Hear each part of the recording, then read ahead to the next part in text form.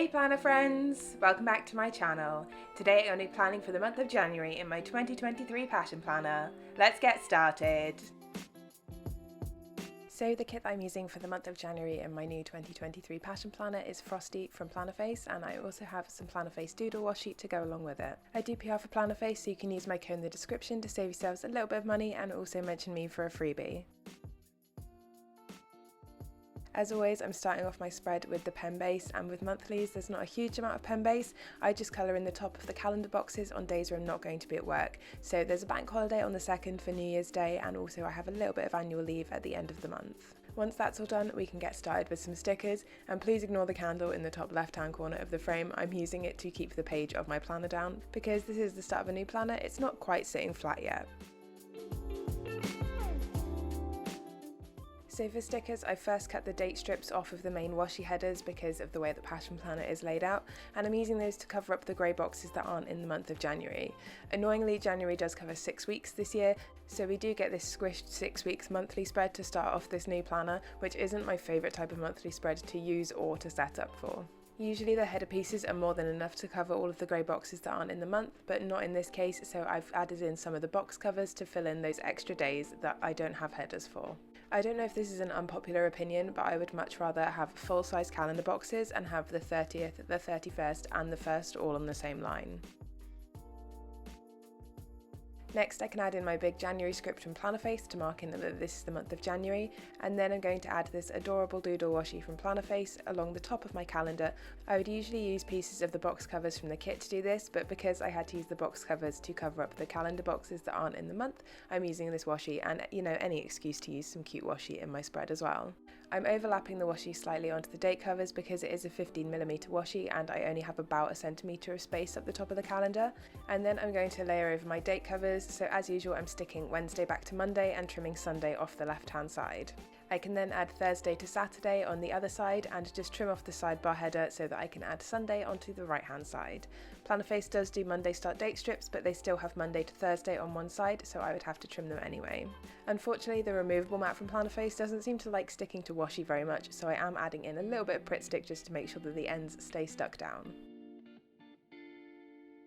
We can then move on to the sidebar, where as usual I've used half of the decorative sidebar to cover the monthly focus and people to see boxes, and then I'm covering up the places to go and things to learn boxes with goals and to do headers and 4-heart checklist boxes from the kit. I think these sidebar boxes printed in the planner are a little bit of a different size than they were in my old planner, just because I'm having to make sure that everything is within the black lines so I have the outline around it, which is not something that I had to worry about last year. I'm then using the skinny washi strips from the kit to cover the personal and work project sections, and I've cut 6mm pieces from the leftover box covers to cover up the break it down header. I'm then going to add in my habit tracker, which is just something that I made in Excel and print off on sticker paper myself, and also my mini calendar, which I use to track my steps and walkies with Reggie throughout the month.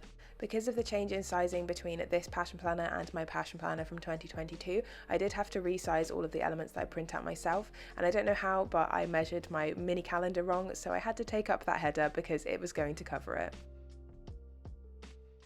I'm then going to grab my tweezers and add in my date flags. I'm going to add in the first couple and then we will skip to the end because you don't need to see me put down 31 little date flags. And then we can move on to my plans for January. Starting on the 1st, I'm adding in a solid washi piece to mark in that this is New Year's Day. And as I did last year, I'm going to be using these round laptop icons from Plannerface, which have since been discontinued, to mark in all of my work from home days. I then think that on the 4th I'm going to be duty scientist when I'm back in the office, so I'm using a long flag and a pencil doodle from the kit to mark that in. And then on the 6th I have a meeting at work, so I'm using a skinny event label with a phone doodle to mark that in, and it's also bin day, so I'm using a bin icon from the kit to mark that in. On the 7th I have my first team training of the new year, so I'm using a regular event label and a dumbbell doodle from Plannerface to mark that in, and then I'm going to go back through the first week of January and add in all of the bills that I forgot to add in. So for all of my bills I've cut the fancy labels from the kit in half, and then I'm just using credit card doodles from Plannerface. As with the old bill due stickers that came in the previous format of the monthly, I don't want bills to take up too much space in my monthly calendar, but it is important for me to have them in there. For the rest of the second full week of January, I'm just adding in my work from home icons and also another bill on the Friday, and then I'm going to add in another bin doodle to again mark our bin day on that Friday. I am planning on going to team training every Saturday in January, so I'm adding in another event label with a dumbbell doodle from Plannerface to mark it in on the 14th. Moving on to the third week in January, I'm marking in the first birthday of the year using a piece of solid washi and a birthday present doodle from the kit, and then marking in another work from home day using a laptop icon. On the 18th, I have a work event that's going to take up most of the afternoon, so I'm using a quarter box with the book doodle from the kit to mark that in. I moved this over from my work calendar, and I at this point have no idea what it actually is because I've completely forgotten that it existed until I started setting up my January monthly. Friday the 20th becomes a bit of a squish because I have my little marker to mark that Aquarius starts, and then I have a bin doodle to mark that it's bin day, and eventually I'm going to add in a piggy bank doodle to mark that this is payday as well, and then I have a team meeting, so again I'm marking that in with a skinny event label and a phone doodle from the kit. I'm then adding in team training in exactly the way that I've marked it on the 7th and the 14th.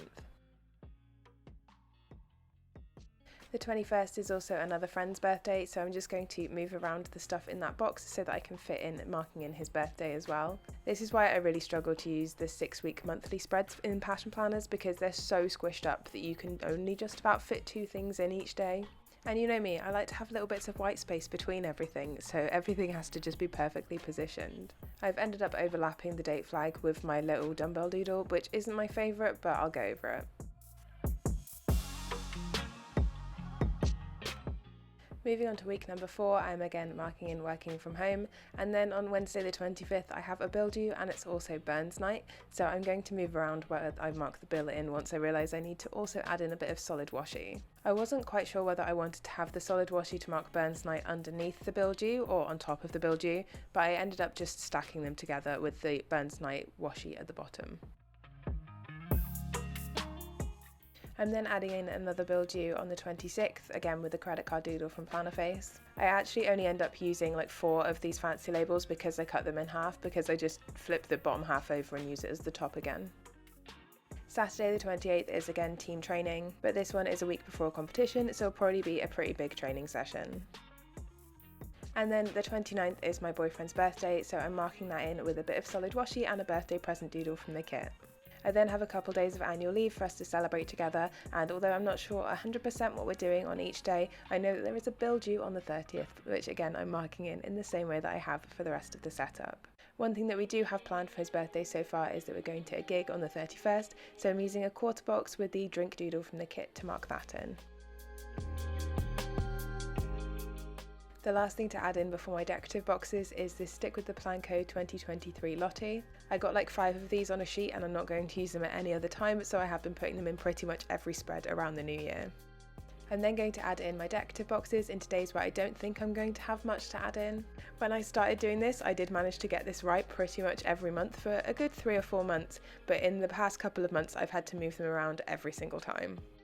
I'm basically just adding these decorative boxes in to fill in space where I don't think much is going to happen, so I'm trimming them down to fit within the calendar boxes of this squished up passion planner spread, and I use 4 in my main calendar spread and then save 2 to add into my monthly reflection at the end of the month, so my monthly reflection is decorated in the same way as my monthly calendar.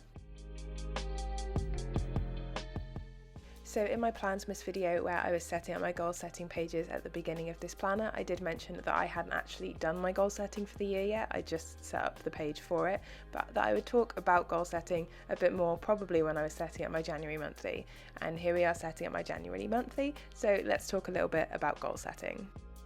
So I always used to do like New Year's resolutions and make myself some completely unattainable goals and have absolutely no idea of how I was going to do those throughout the year. But I feel like now I've got a lot better at making attainable goals for myself. So I use the Muxy Life Compass assessment to kind of work out where I am and what I want to improve on, and then I've made myself a little mind map of things that I would like to do this year, and then just kind of highlighted over the ones that I think are actually something that I definitely want to get done.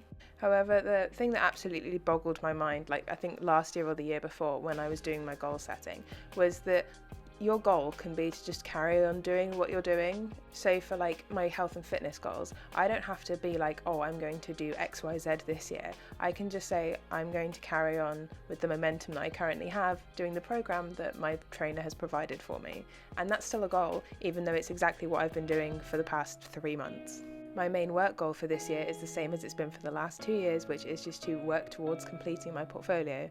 Not the kind of line in the sand of completing it, but to work towards completing it and cutting it down into more manageable chunks.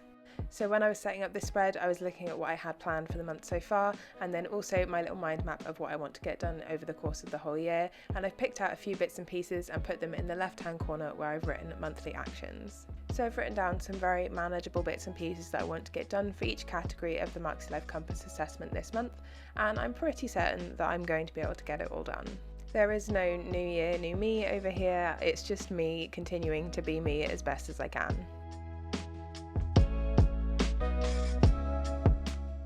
As well as my monthly actions, I also have the same habits that I've been tracking for the past 2 years, I think, at this point.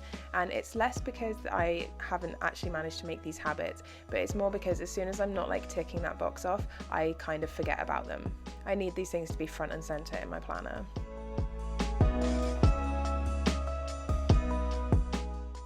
If you want to see how this spread evolves over the course of the month, make sure that you're following me over on Instagram, because I try and remember to post a mid-month and an end-of-month picture of this spread. But that is me all set up for January, so I really hope you have a fantastic new year, and I will see you all in 2023.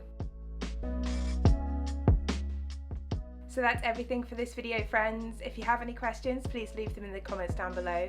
Drop the video a like if you enjoyed it, and if you're new here, don't forget to subscribe. I'll see you next time. Bye!